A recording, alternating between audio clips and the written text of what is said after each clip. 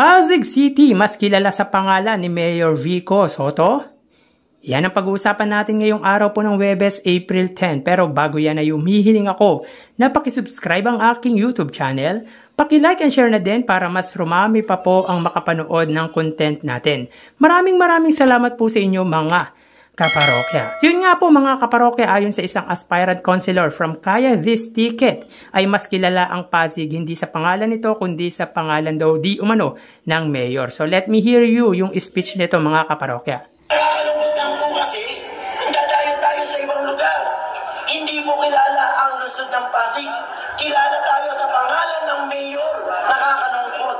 Dapat lagi natin ipagmamalaki. Tayo'y taga-Pasig. Si Ate Sara gusto niyang ipagmalaki ang Pasig. The Pasig is smart city.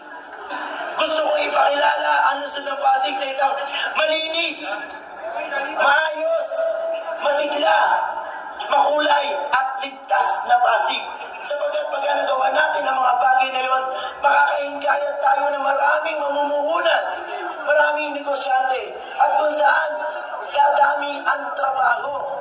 Bakit hindi natin ipagmalaki ang lungsod ng Pasig? Namatay na ang kultura sa lungsod ng Pasig. Nakakalungkot.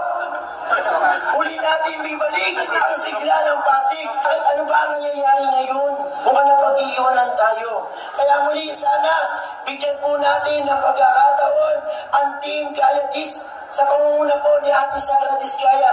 At sisiguraduhin namin sa inyo, mararamdaman nyo ang serbisyo ni Ate Sara Diskaya. Makikita nyo ang serbisyo ni Ate Sara. Dapat ganun ang paglilingkod. Nararamdaman, hindi lang sa social media. Napakagandang pangarap po ng ating Ate Sara sa lungsod ng Pasig. Sana po, bigyan natin ng pagkakataon at pagtiwalaan po natin si Ate Sara Diskaya.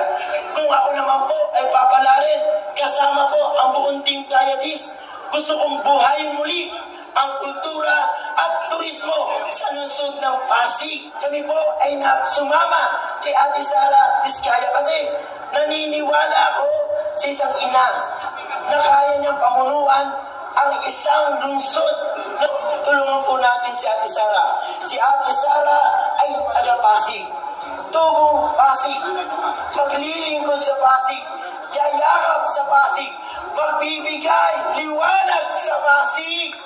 Yan po si Ate Sara Diskaya. So yun nga mga kaparokya, para sa akin all of his statement are definitely not true. Bakit kanyo mga kaparokya?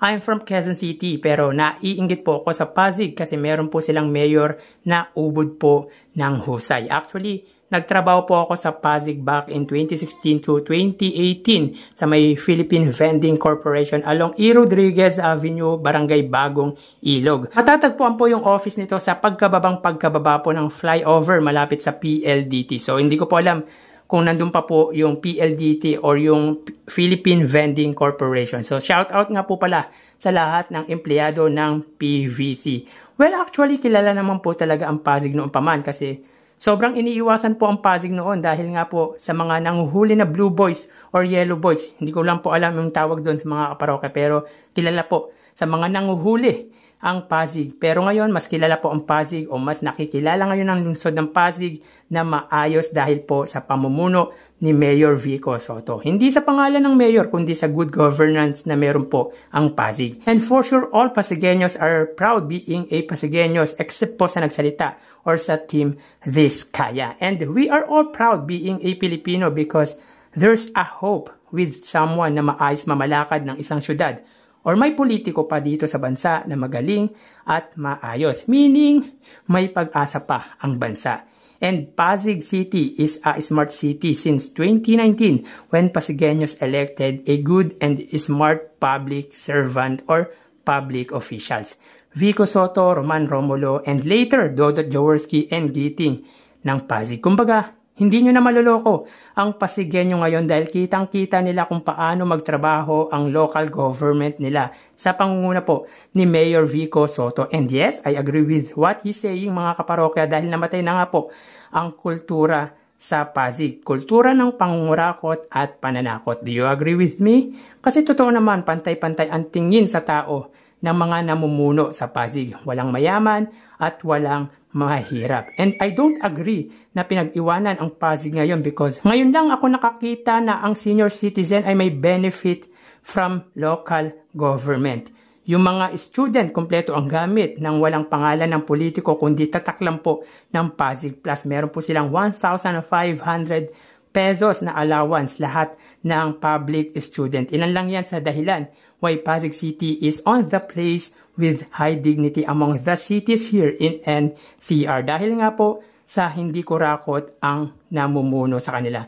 And for the next few years, we will also see the new Pasig City Hall. Ito yung pinaka-bonus sa lahat kasi mamanahin ito ng mga Pasigueños for the next 1,000 of years. At ngayon lang po ako makakakita ng City Hall na dekalidad. Kaya sobrang ramdam na mga Pasigueño ang kaginhawaan dahil sa mga city officials nila. Kaya isa ako sa nananalangin na sana hindi lang sa Pasig maglingkod si Mayor Vico Sotto, kundi sa buong bansa. Alam nyo na ang ibig kong sabihin mga kaparokya. Do you agree with me or don't you agree with him?